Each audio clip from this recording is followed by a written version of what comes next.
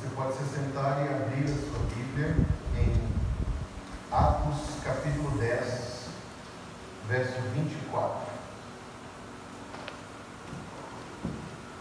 Teremos ido domingo passado até o verso 23.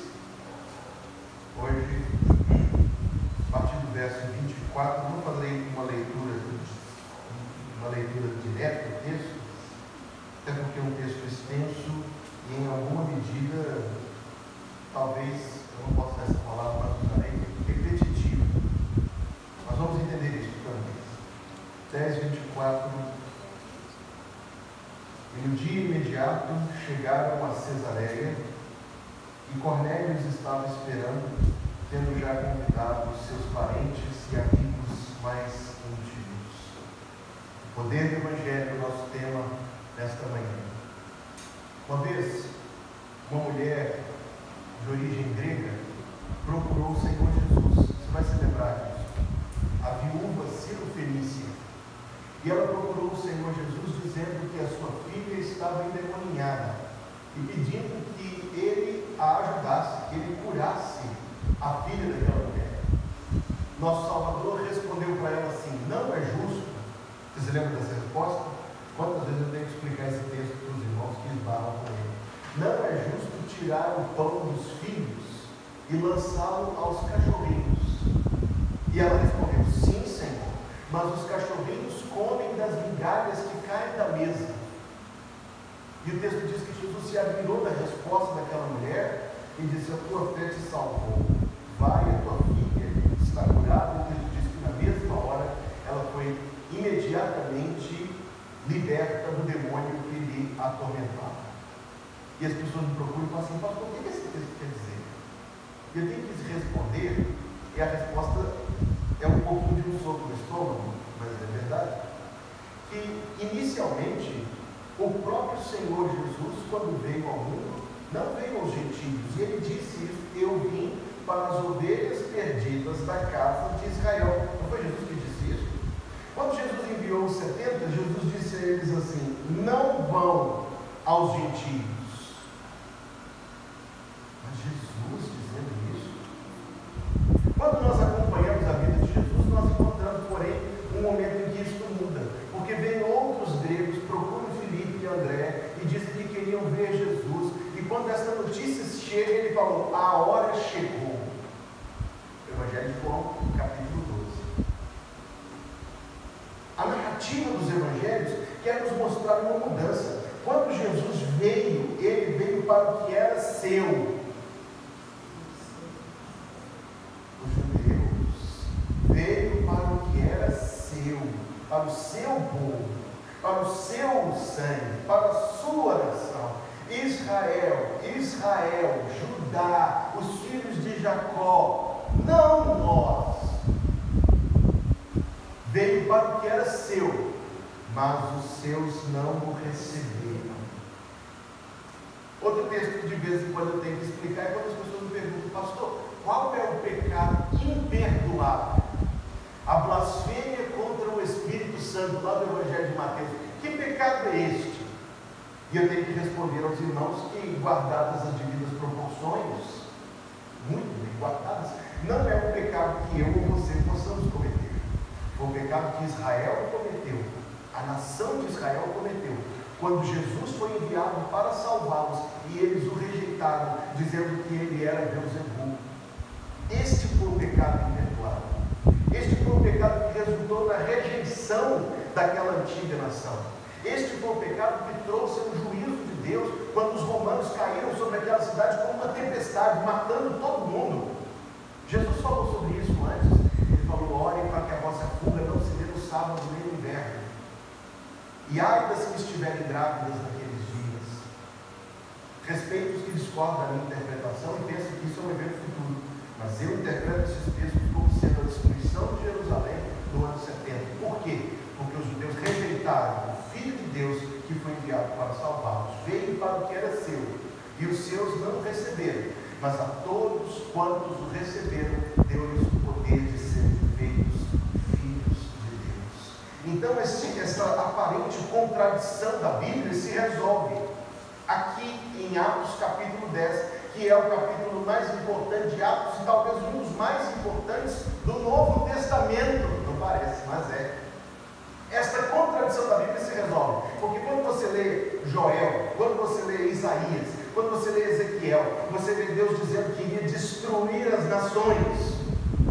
Sim? Mas você lê também escrito assim, que Jesus seria dado para a luz dos gentios. Você lê também o texto de profeta Isaías dizendo da luz das nações, capítulo 49. Você lê falando da salvação dos povos da terra. Então, eu quero dizer novamente que é uma aparente contradição da Bíblia, mas essa contradição se resolve no Evangelho. Tinha um homem lá no inferno, que lançando os olhos ao céu, viu Abraão e Lázaro no seu seio, e o que foi que ele gritou? O que foi que ele gritou? Quando Jesus contou esta parábola, ela caiu igual uma bomba na cabeça dos ouvintes, porque o que Jesus falou era impensável. Jesus falou de um homem no inferno que era filho de Abraão. Veja como isso se harmoniza, porque Paulo escreveu: sabei que os da fé é que são filhos de Abraão. Paulo escreveu novamente em Gálatas 3,9: os da fé são benditos como o crente Abraão. Em Gálatas 3,29 está escrito: se sois de Cristo, sois da descendência de Abraão e herdeiros conforme a promessa. O que esse texto, este importante capítulo 10 de Atos, tenta colocar perante nós, meus amados, é que nós em Cristo, seja qual for a cor da nossa pele, seja qual for a origem de onde viemos, seja quem foi o nosso pai e a nossa mãe, somos aceitos, parte da família de Deus, filhos e filhas de Abraão. E alguns aqui se lembram do sermão que eu preguei sobre isso, porque também está escrito: se sois filhos de Abraão, fazei as obras de Abraão. Lembra-se onde a Bíblia diz isso? E lembra-se também da Bíblia relatando as grandes obras de Abraão a quem devemos imitar. Pedro, então, está diante de uns ouvintes gentios e idólatras. Cornélio estava esperando, tendo já convidado seus parentes e amigos mais íntimos.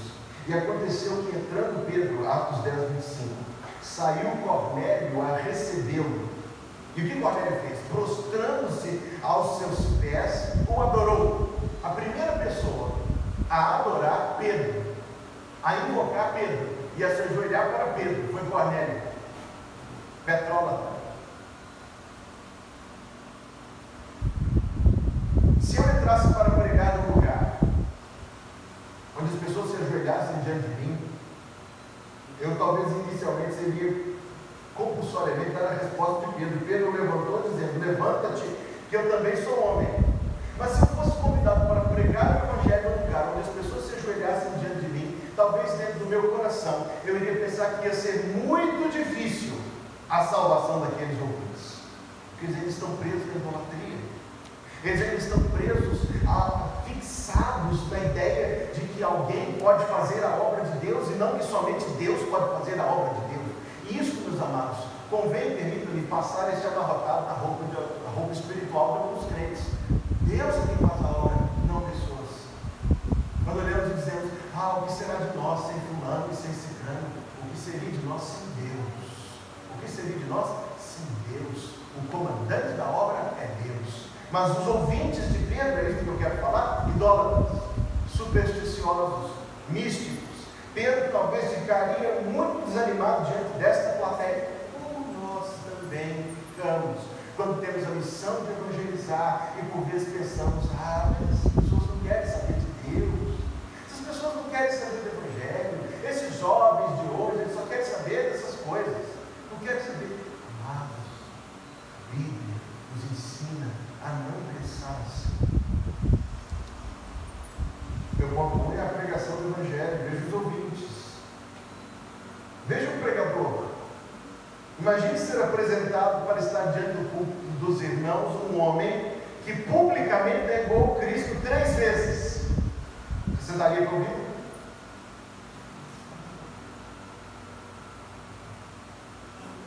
Um homem que ouviu de Jesus assim: arreda Satanás.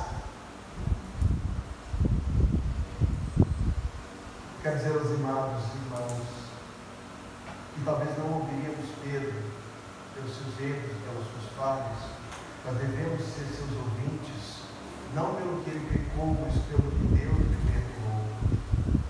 Esta lição é uma lição da Bíblia que nós precisamos aprender. Paulo matava os crentes, não matava? Paulo aprisionava os crentes, mas a Bíblia diz também que quando ele começou a pregar, ele se esforçava muito. E por que se esforçava? Se esforçava para que o seu arrependimento falasse mais alto que os seus pecados. O cinismo pode ocupar o púlpito e alguém dizer que peca, e daí? Não, amados, não, amados. Os obreiros de Deus têm de ter em sua vida aquelas marcas muito próprias de pessoas que foram salvas, que se arrependeram dos seus pecados. Eu sei, meus amados, que eu não posso dizer isso para os irmãos, eu não posso, mas eu oro a Deus para que um dia eu possa dizer, como Paulo dizia às suas ovelhas: sejam meus imitadores. Existe muita coisa na minha vida que eu não posso dizer isso aos irmãos, mas esta autoridade, esta unção é algo que deve ser buscado. Você não ouviria Pedro porque negou Cristo? Ouça Pedro porque Cristo o perdoou. Preconceituoso, eu não vou me deter aos detalhes do texto nesta manhã, mas o texto, a forma como ele fala, porque quando ele entra na casa, verso 28, entrando, falando com ele, 27, entrou e achou muitos que ali se haviam juntado e disse-lhes: vós bem sabeis que não é lícito a um homem judeu ajuntar-se ou chegar-se a estrangeiros. Que bela introdução da mensagem! Subir ao púlpito e dizer: você sabe muito bem que eu não posso estar aqui diante de vocês, então vai embora. Mas Deus, na minha anotação nesta Bíblia está escrito assim: até um apóstolo cresce na fé. Até Pedro, testemunho ocular da ressurreição, cresce na fé. Isso que é boa notícia, quer dizer que eu também posso crescer e você também pode crescer na fé. Mas Deus mostrou que a nenhum homem chame comum doido. Lucas registra 3 vezes a visão de Cornélio, 2 vezes a visão de Pedro. Por que o texto é repetitivo? Sabe por quê? Porque a repetição é um instrumento para chamar a atenção para aquilo que a gente não prestou atenção de início, para aquilo que consideramos como corriqueiro, mas que Deus quer sublinhar diante dos nossos olhos, para aquilo que talvez teria passado como coisa de somenos, mas que Deus quer que seja coisa grande para nós. Pense então em que Deus mostre a grandiosidade disto, que Deus se revelou a Cornélio, mandou um anjo, e o anjo apontou o caminho da palavra. O dia que você recebeu um anjo na sua casa, é porque você não está lendo bem a sua Bíblia. Então não fique sem ler a Bíblia para encontrar com o anjo, não, porque não vale a pena. Há mais na Bíblia do que no encontro angelical. E Pedro recebeu uma visão de Deus para que Deus pudesse quebrar a dureza do seu coração. Haverá coisa mais difícil de quebrar do que um coração endurecido? Quantas vezes nós vemos anos passarem e comportamentos permanecerem, resoluções erradas permanecerem, ideias equivocadas permanecerem? Por que não muda? Amados, mudará sim, quando nós ouvirmos a palavra que Deus tem enviado a nós. Quantos são os que ficam 31 anos, né, gente? 30 anos, mas sem me constranger, permita-me dizer que muito mais gente, com muito mais tempo, continua resistindo, senão a salvação, resiste aos caminhos que a palavra do Senhor revela. Pedro disse: Deus mostrou. Busquem a palavra de Deus, a forma como Deus quer que vivamos. Depois desta visão que Lucas relata novamente a de Cornélio, verso 34, Pedro abrindo a boca, disse: Reconheço por verdade que Deus não faz acepção de pessoas, mas que lhe é agradável aquele que em qualquer nação o teme e faz o que é justo. A palavra que ele enviou aos filhos de Israel, anunciando a paz por Jesus Cristo, este é o Senhor de todos. Esta palavra vós bem sabeis, veio por toda a Judéia, começando pela Galileia, depois do batismo que João pregou, como Deus ungiu a Jesus de Nazaré com o Espírito Santo e com poder, o qual andou fazendo bem e curando a todos os oprimidos do diabo, porque Deus era com ele, e nós somos testemunhas de todas as coisas que fez, tanto na terra da Judéia como em Jerusalém, ao qual mataram, pendurando no madeiro. A este ressuscitou Deus ao terceiro dia, e fez que se manifestasse não a todo o povo, mas às testemunhas que Deus antes ordenara, a nós que comemos e bebemos juntamente com ele, depois que ressuscitou dentre os mortos, e nos mandou pregar ao povo. Isto aqui é um resumo da pregação de Pedro, e testificar que ele é o que por Deus foi constituído juiz dos vivos e dos mortos. A este dão testemunho todos os profetas, de que todos os que nele creem receberão o perdão dos pecados pelo seu nome. Evangelho, um conjunto de coisas que aconteceram, fatos reais, não mitos. Um homem real chamado Jesus, que viveu neste mundo e que fez coisas que foram vistas, que foram registradas, mas coisas absolutamente incomuns e inigualáveis, e coisas que têm profundo significado. Quando você olha para estas coisas, para o que ele falou, para o que ele fez, para a forma como ele morreu, para a forma como ele ressuscitou, você encontra Deus agindo no mundo e se mostrando a nós. O que Pedro pregou lá, meus amados, bom e velho Evangelho. Bom e velho Evangelho. Tem um cantor cristão no banco aí na sua frente? Veja o número 50 comigo. Se não tem, você pode ouvir, eu lerei. Veja o que está escrito no número 50.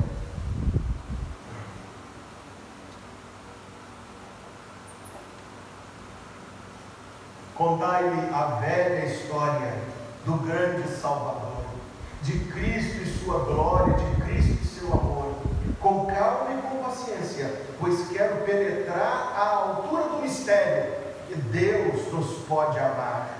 Falai-me com doçura do amante redentor, falai com sentimento, pois sou um pecador, querendo consolar-me em tempos de aflição, sempre essa velha história dizei do coração. Se o brilho deste mundo toldar do céu a luz, narrai a mesma história da graça de Jesus, e quando enfim a glória do mundo além raiar, contai-me a velha história que veio aqui salvar. Contai-me a velha história, contai-me a velha história, contai-me a velha história de Cristo e seu amor. Veja 196, eu não quero ser insistente nisto, mas veja o que há em 196. Conta-me a história de Cristo, grava no meu coração, conta-me a história preciosa, pois Ele dá salvação. Conta que os anjos em coro deram louvor a Jeová, ó glória a Deus nas alturas, pelo perdão que Ele nos dá. Conta-me a história de Cristo. Se no departamento infantil, dentro de qualquer igreja, nós tentarmos contar para as crianças histórias de super-heróis da Bíblia, como o fortíssimo Sansão, ou como o pequenino Davi, e nós tentarmos entretê-las e capturar o seu senso de aventura com as histórias bíblicas, nós vamos estar cometendo uma grande estupidez e um grande pecado. E essas histórias não foram dadas para isso, não foram dadas para entreter, não foram dadas para impressionar.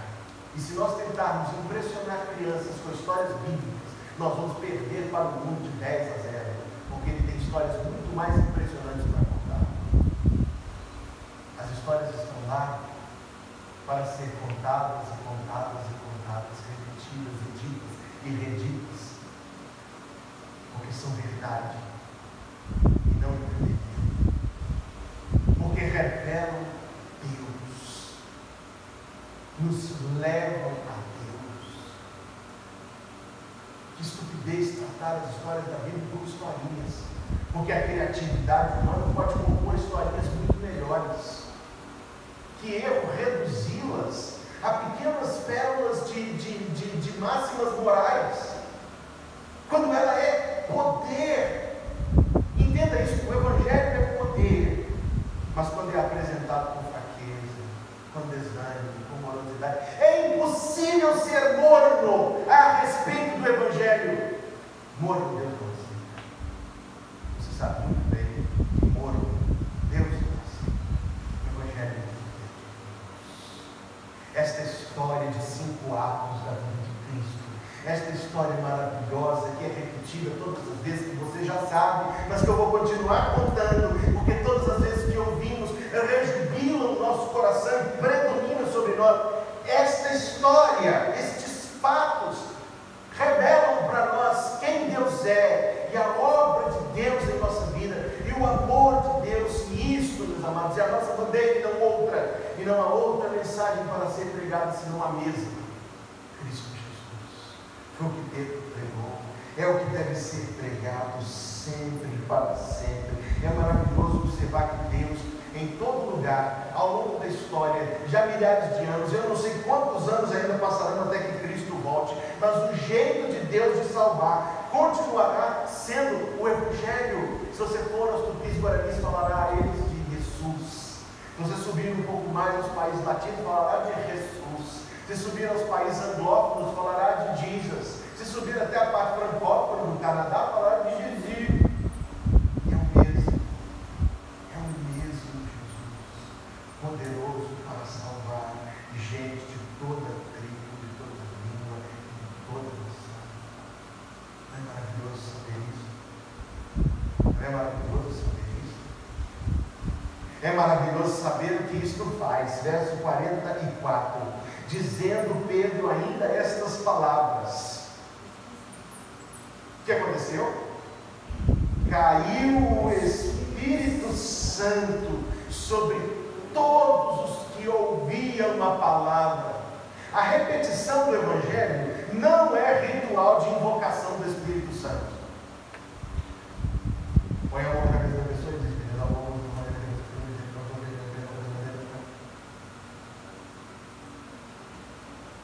a repetição do Evangelho não é ritual de invocação do Espírito Santo. Ritualismo é coisa de outras religiões.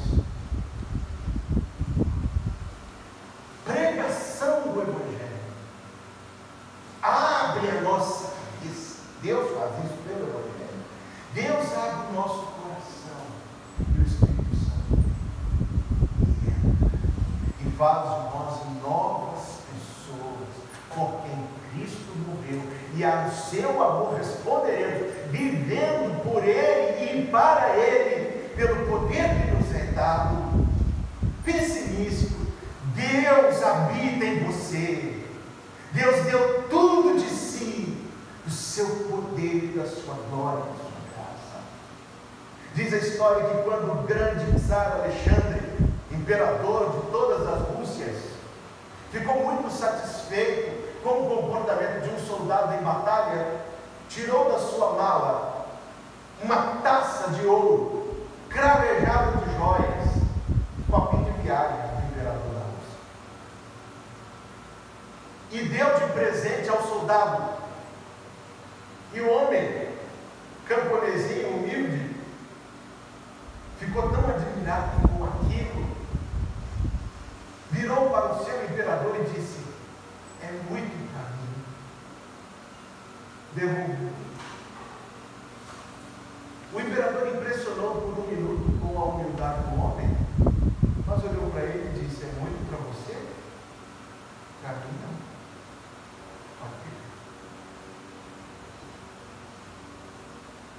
Não é muito para Deus nos dar Espírito Santo. Não é muito para Deus. Deus é riquíssimo. dá não algo que Ele tem, Deus nos dá a si próprio. Deus nos dá a plenitude de todo o poder que é necessário. Eu acredito, amados, eu espero que não seja uma crítica equivocada da minha parte, mas acredito que por fugirmos dos equívocos do pentecostalismo e da renovação, talvez tenhamos perdido muito da riqueza de ver o que a Bíblia ensina sobre o Espírito Santo e sobre a vida de poder espiritual que Deus tem para os seus filhos e filhas neste mundo. Não é outra coisa, é poder. Não é poder para fazer as coisas do jeito que queremos, nem raios saindo da nossa mão, não é feitiço nem bruxaria, mas é poder de Deus, é vitória em Deus. Essas palavras talvez tenham sumido do nosso jargão por não querermos ser confundidos com os pentecostais. E estamos certos em não querer ser confundidos com eles, a doutrina deles é equivocada, mas é verdade, há poder para quem tem o Espírito Santo. Há vitória sobre o mundo, sobre a tentação, há vitórias em Deus que nós podemos alcançar. Será possível que teremos deixado de pensar nisso por causa de equívocos doutrinários? Não deixemos de pensar nisso. O Espírito Santo nos foi dado quando da nossa salvação. Deus habita em nós e a Bíblia nos manda ser cheios do Espírito. E acredito eu que o meio pelo qual o Espírito Santo chega a nós é o meio pelo qual nós seremos cheios dele. Quando nós ouvimos e relemos e amamos e meditamos e ruminamos e mastigamos e memorizamos e deixamos que o Evangelho penetre até o mais profundo interior de nós, mais cheios do Espírito Santo seremos. Quanto mais o Evangelho é pregado aos nossos ouvidos e nosso coração é receptivo à boa nova, mais cheios seremos. Não há outro meio, não há outro funil de derramamento do Espírito Santo. Somente a boa nova, a mensagem cheia da compaixão de Deus. Eis a nova, quem em Jesus confia, dele há de ter verdadeira luz, vida, perdão e alegria. Os fiéis que eram da circuncisão, verso 45, todos quanto tinham vindo com Pedro, maravilhavam-se de que o dom do Espírito Santo se derramasse também sobre os gentios, porque os ouviam, aí pastor, falar em línguas. Aí a prova. Falar em línguas. Cesareia era uma cidade portuária, literalmente em cima do mar. Cesareia era uma cidade multinacional. Você se lembra que quando o Espírito Santo veio sobre os samaritanos no capítulo 8, eles não falavam em línguas? Porque todos lá falavam o mesmo idioma. Em Cesareia não. Em Cesareia Deus repete um terceiro mini Pentecostes com o dom de línguas. Talvez no céu nós venhamos a saber como esse dom maravilhoso se dava. E eles pregam o Evangelho a tanta gente daquela cidade. Foi um dia marcado por Deus. 1 de janeiro de 65 foi marcado por Deus antes da fundação do mundo, para que nascesse a Igreja Batista de Bela Vista. E esse dia foi um dia marcado por Deus antes da fundação do mundo, para que nascesse a primeira Igreja Batista de Cesareia, Roma.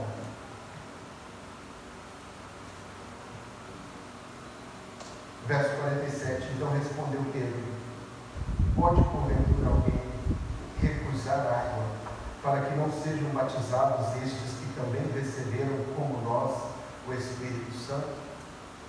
Ninguém respondeu em contrário, obviamente não. Mas você consegue perceber comigo, nós já estamos aqui há 10 meses neste livro, e capítulo 10, andando quase que a velocidade de um capítulo por mês. Você consegue perceber o quanto o livro dos Atos fala de batismo? Batismo é importante para a vida cristã, mas não é necessário para a salvação. Concorda comigo? Claro que concorda, é o que a Bíblia ensina. Mas veja como é importante que a Bíblia coloque isso diante de nós continuamente, porque o batismo é parte da vida cristã. O batismo é parte da identificação com Cristo. Se alguém aqui entre nós ainda não foi batizado, a Bíblia diz: seja batizado. Não para a salvação, mas para o testemunho. O batismo bíblico acontece em 3 atos: a profissão de fé, eu fui salvo. O batismo de uma criança, com todo respeito aos demais, não é o batismo do Novo Testamento. Se eu tivesse batizado a minha querida Lívia, quando ela tivesse a minha idade, ela não ia lembrar do seu batismo, mas eu lembro do dia, 5 de março de 2006, quando entrei no batistério da Igreja Batista do Barro Preto, o pastor Alessio me encobriu em águas e delas me tirou. É necessário que seja lembrado, após uma profissão de fé, um crente que pode dizer que Deus salvou, entra na água, e um ministro de Deus, em nome de Deus e de uma igreja, nós veremos isso no domingo que vem, a não ser que o Senhor venha nos buscar antes disso. Um ministro de Deus, em nome de uma igreja, em nome de Deus, mergulha aquela pessoa em água, morreu e foi sepultada com Cristo e tira da água. Se é a ênfase dos atos, tem que ser a minha ênfase. Eu não posso, diante dos irmãos, escolher o que vou falar ou o que não vou. Mas após aqueles irmãos poderem dar a sua profissão de fé e o seu compromisso de vida cristã, nasceu ali uma igreja. O verso 48 mandou que fossem batizados em nome do Senhor. Então rogaram que ficassem com eles por alguns dias. Em terceiro lugar, a entrada desta história no capítulo 11, porque nos fala de pessoas que se ressentiram do que Deus fez. Será possível ressentir-se de Deus?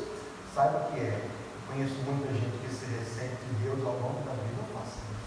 É para a sua perda, é para a sua tristeza. Capítulo 11, verso 1. Ouviram os apóstolos e os irmãos que estavam na Judéia, que também os gentios tinham recebido a palavra de Deus, e subindo Pedro a Jerusalém, disputavam com ele os que eram da circuncisão, dizendo: entraste em casa de homens incircuncisos e comeste com eles. Daqui até o verso 15, Pedro vai recontar tudo o que aconteceu. É a terceira vez que Lucas nos conta a visão de Cornélio, e Lucas nos conta novamente a visão de Pedro, para que Pedro pudesse se justificar. E essa história está aqui presente, para que nós que lemos o Novo Testamento saibamos, sempre haverá um grupo do contra.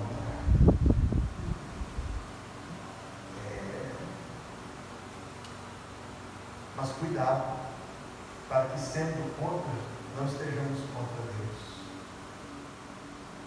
O grupo da circuncisão, você já leu a carta aos Gálatas? Eles estão lá.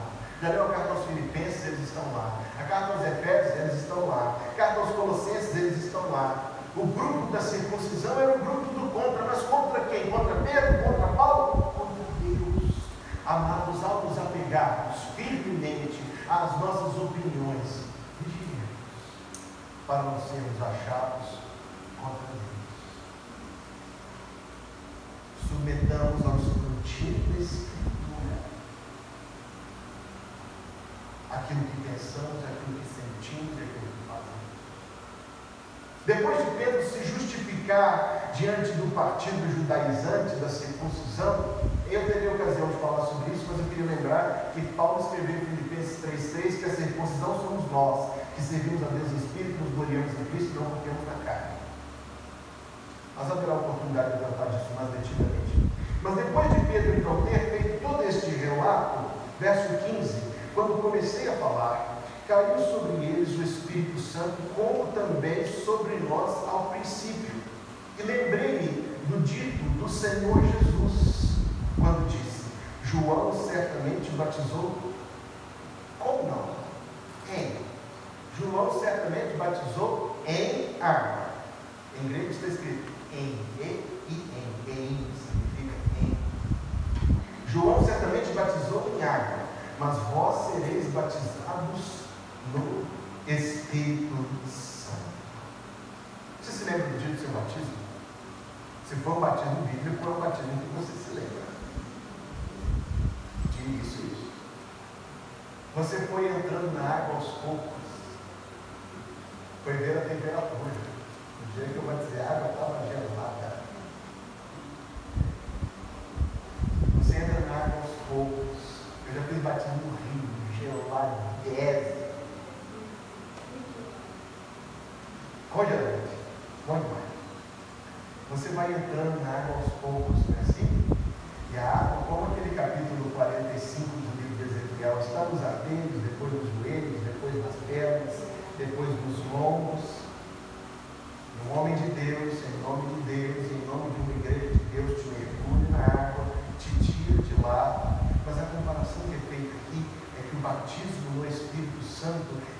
semelhante ao batismo na água.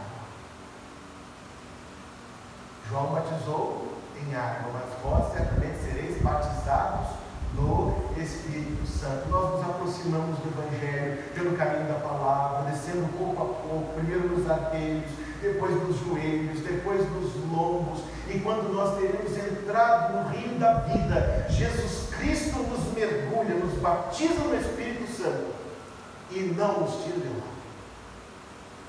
Nossa vida permanentemente neste mundo será cobertos do Espírito Santo. Deus permite que a gente permaneça lá, não é, meus amados? Deus permite que a gente permaneça lá. Portanto, verso 17: se Deus lhes deu o mesmo dom que a nós, quando havemos crido no Senhor Jesus Cristo, quem era eu então, para que pudesse resistir a Deus? E muitos chegam à mesma conclusão que Pedro chegou nesse dia. E ouvindo estas coisas, apaziguaram-se e glorificaram a Deus, dizendo: na verdade, até aos gentios deu Deus o arrependimento para a vida. Duas conclusões da mensagem. A primeira: a mensagem do Evangelho e a notícia de que seja uma pessoa em qualquer lugar se converteu, deve produzir em nós este mesmo apaziguamento, esta mesma alegria e esta mesma exultação de glorificar a Deus. Por que nos apazigua? Nos apazigua porque nos relembra que Deus é o Senhor da história. Então, se nós estamos com a paz perturbada por problemas, olhe ao seu lado. Nós não somos muitos hoje, alguns estão em viagem, mas olhe rapidamente ao seu lado e veja quantas pessoas Deus salvou. Deus tem poder para salvar. Deus tem poder para salvar. Então Deus tem poder sobre qualquer coisa. Por isso nós nos reunimos aos domingos, porque quando eu olho você, eu me lembro de Deus. Isso apazigua o meu coração, seja o que for que nos alegramos, amados, porque não podemos ser egoístas e ensimismados a ponto de ignorar que Deus está agindo entre nós. Nos alegramos e glorificamos a Deus, porque quando um é salvo, todo mundo é salvo de novo, sabia disso? Nós nos lembramos de para que fomos salvos, nós nos lembramos do nosso próprio encontro com Cristo. Domingo que vem, quando formos assistir o batismo desta irmã com a nossa grande alegria e recitarmos novamente aquele pacto das igrejas batistas, lembre-se disso, lembre-se do propósito pelo qual você vive, lembre-se de por que você foi batizado. Quando um é batizado, todos são batizados, porque nós nos lembramos do nosso batismo e nós nos lembramos dos compromissos que assumimos, e Deus nos relembra: meu filho, minha filha, volte a viver para isso. É o jeito de Deus de nos dar uma chamadinha muito gentil. Segunda conclusão: portanto, meus amados irmãos, sede firmes, constantes e sempre abundantes na obra do Senhor, porque o vosso trabalho não é vão do Senhor. Eu estava na rua Labrandina essa semana, meio-dia, o sol fritando a cabeça, indo para casa almoçar na companhia de minha linda esposa, minha linda filha, quando esse texto me atingiu igual uma bala perdida. Sede firmes. Sabe o que nos faz ser firmes na obra do Senhor, meus amados? Sabermos por que estamos fazendo as coisas. Isto é firmeza. Firmeza é motivo. Por que estamos aqui? Por que nos reunimos pela manhã? Por que nos reunimos à noite?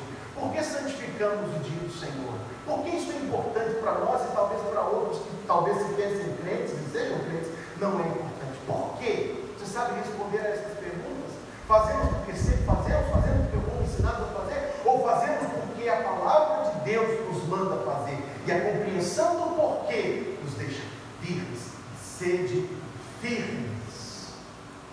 Esse texto fala do Evangelho. Então olhe para esse texto e encontre o seu porquê de evangelizar. Nunca vou parar de falar disso. Ore a Deus para que você possa gerar filhos espirituais.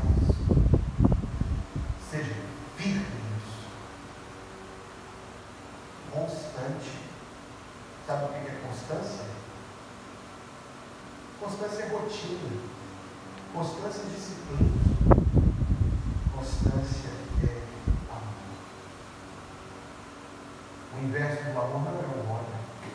O inverso do amor é a indiferença. Seja constante. Ame o Senhor e ame as coisas do Senhor e ame a causa do Senhor e ame a igreja do Senhor. Seja constante, firme, constante e abundante. Essa semana que o pastor estava aconselhando uma irmã, ela falou assim: pastor, o que eu quero é fazer aquilo que está lá na minha escala, fazer e fazer bem. Eu disse: esse é o seu objetivo? Nosso objetivo é que a igreja esteja bem, muito maior que isso. Nosso objetivo é que a igreja esteja operosa para o Senhor. Porque quem é a igreja? Somente eu, ou você só, ou todos nós? Todos nós. Pode alguma parte estar distante e se considerar abundante na obra do Senhor? Não pode. Sejam firmes, constantes e sempre abundantes na obra do Senhor, sabendo que o vosso trabalho não é vão. Deus te deu um privilégio. O privilégio de fazer parte de uma igreja que não é grande. É um privilégio. Porque você vai poder exercitar-se, crescer, frutificar e fortalecer o reino do Senhor. É você dar graças a Deus e não lamentar. Deus nos permite fazer parte de uma igreja onde tem trabalho para todo mundo fazer, com firmeza, com constância e com abundância, porque o Evangelho, que é o poder de Deus, o reino de Deus, está se dando por meio de nós. Que coisa maravilhosa! E bem, vamos nós trabalhar. Somos servos